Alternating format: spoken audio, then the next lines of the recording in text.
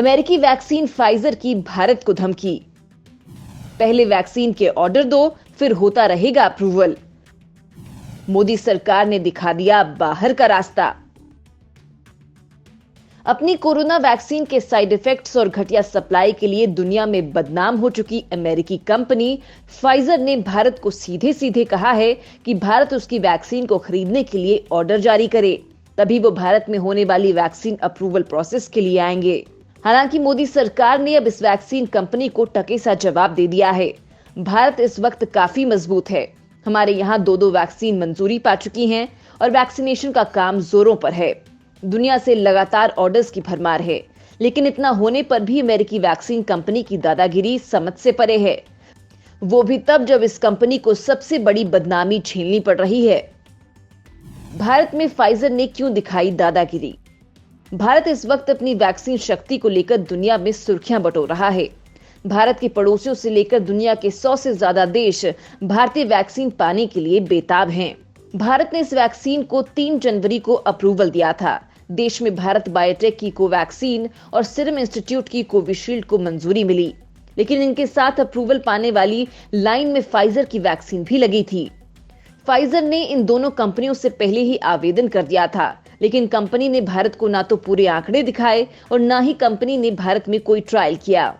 बड़ी बात तो यह है कि कंपनी भारत में हवा में ही अप्रूवल लेने के मूड में है। भारत के central drug standards control organisation यानी CDSCO ने तो यहां तक कह दिया है कि फाइजर ने दिसंबर में वैक्सीन अप्रूवल के लिए आवेदन तो किया, लेकिन कंपनी के अधिकारी बैठकों में ही नहीं आए। वो बस बिना ट्रायल के ही वैक्सीन को अप्रूवल लेने की बात कर रहे हैं। कंपनी का तुर्रा तो यहां तक दिखा कि भारत सरकार पहले उनकी वैक्सीन खरीदे, तब जाकर वो ट्रायल और अप्रूवल वाले प्रोसेस में आगे बढ़ेंगे। हालांकि अपनी 2 वैक्सीन की सफलता के चलते पहले से ही मजबूत हो चुके भारत ने इस वैक्सीन कंपनी को बाहर का रास्ता दिखा दिया है। CDSCO ने भी कंपनी की सभी मांगे खारिज कर दी हैं। आपको बता दें कि इस वैक्सीन को अमेरिकी कंपनी फाइजर ने जर्मन पार्टनर बायोएनटेक के साथ मिलकर बनाया है, जिसे Britain, America, European union, Australia और कनाडा से मंजूरी मिल चुकी है। कंपनी का दावा है कि उसकी वैक्सीन 95% कारगर है। इन तमाम देशों ने वैक्सीन की प्रभावकता के आधार पर ही अप्रूवल दे दिया है। लिहाजा वो भारत की मोदी सरकार से भी ऐसा ही करवाना चाह रही है, लेकिन यहां दाल नहीं गल पाई है। फाइजर के खिलाफ कानूनी कार्रवाई की तैयारी। अमेरिकी टीका निर्माता फाइजर बायोएनटेक ने वैक्सीन बनाकर दुनिया भर के देशों से ऑर्डर ले लिए, लेकिन सप्लाई करने में नाकाम रही है। इसकी खुराकों को बड़ी तादाद में हर अमीर देश ने सबसे पहले खरीद लिया, लेकिन बावजूद इसके ये धनी देश तेजी से कोरोना टीकाकरण नहीं कर पा रहे हैं। इन देशों का आरोप है कि फाइजर समय पर टीका उपलब्ध करवाने में विफल हो रहा है। इटली और पोलैंड ने खुराकों की डिलीवरी न मिलने के कारण फाइजर पर कानूनी कार्रवाई करने की घोषणा कर दी है। Italy, Germany, Poland, Spain, Romania और चेक रिपब्लिक को अपना टीकाकरण रोकना पड़ा है। यहां वैक्सीनेशन शुरू होते ही स्टॉक खत्म हो चुका है। वहीं हालात को देखते हुए कनाडा के प्रधानमंत्री ने खुद कंपनी से बात करके समय पर आपूर्ति करने को कहा है।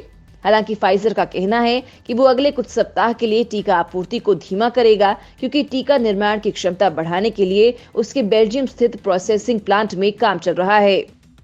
फाइजर की वैक्सीन के साइड इफेक्ट्स।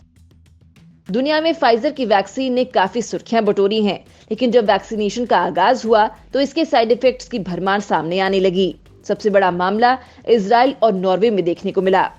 इजराइल में टीका लगने के बाद RT-PCR जांच में पाया कि देश में 12,400 लोग संक्रमित हो चुके हैं। इनमें 69 लोग ऐसे हैं जो टीके की दोनों खुराकें लेने के बाद संक्रमित हुए हैं। इजराइल के राष्ट्रीय समन्वयक ने कहा कि ये टीका उम्मीद के मुताबिक असरदायक साबित नहीं हो रहा है। वहीं नॉर्वे में फाइजर की कोरोना वैक्सीन की पहली डोज लेने के बाद 23 लोगों की मौत हो गई। न्यूयॉर्क पोस्ट ने हेल्थ डिपार्टमेंट के हवाले से बताया कि इनमें 13 लोग ऐसे थे जिनकी मौत वैक्सीन के साइड इफेक्ट की वजह से हुई। ये सभी नर्सिंग होम में भर्ती थे। हालांकि मामले की गंभीरता को देखते हुए नॉर्वे और अमेरिका मिलकर इसकी जांच कर रहे हैं। तो वहीं अमेरिका में चल रही टीकाकरण के बीच भी फाइजर की वैक्सीन के एलर्जिक रिएक्शन यानी वैक्सीन लेने के बाद एलर्जी की शिकायतें सामने आई हैं। अमेरिका के ऑपरेशन वार्प स्पीड के मुख्य वैज्ञानिक सलाहकार डॉक्टर मोंसेफ सलाई का कहना है कि फाइजर की वैक्सीन से एलर्जिक रिएक्शन होने की संभावना बहुत ज्यादा है। अमेरिका के खाद्य एवं औषधि प्रशासन ने इसको लेकर चेतावनी भी जारी की है। ब्रिटेन में भी फाइजर की वैक्सीन लेने के बाद कुछ लोगों में एलर्जी से जुड़ी शिकायतें देखने को मिली थी, जिसके बाद वहां की medicine and health care products regulatory agency ने भी एक चेतावनी जारी की थी और कहा था कि एलर्जी से संबंधित किसी भी बीमारी से पीड़ित लोग कोरोना की वैक्सीन ना लें। क्या WHO ने भी लिया बड़ा सिरदर्द? विश्व स्वास्थ्य संगठन ने सभी देशों को टीका उपलब्ध करवाने की पहल कोवैक्स के लिए फाइजर बायोएनटेक से टीका खरीदने का समझौता कर लिया है। इससे गरीब और विकासशील देशों को कम दामों में फाइजर का टीका उपलब्ध करवाएगा। हालांकि ये वैक्सीन 0 से 70 डिग्री कम तापमान पर रखी जाती है, लिहाजा इसका रखरखाव इतना महंगा है कि WHO के लिए सबसे बड़ा सिरदर्द बन चुका है। दूसरा, इसकी डोज मिलना भी मुश्किल हो रहा है क्योंकि इसकी 80% खुराक सभी बड़े देश खरीद चुके हैं। लेकिन WHO ने पता नहीं क्या देखकर इसकी 4 करोड़ डोज खरीदने के लिए समझौता किया है। हालांकि WHO ने ऑक्सफोर्ड एस्ट्राजेनेका की कोविशील्ड वैक्सीन के लिए भारत की सीरम इंस्टीट्यूट ऑफ इंडिया से 10 करोड़ डोज के लिए भी करार किया है, जो उसे बहुत जल्द मिलने लग जाएंगी।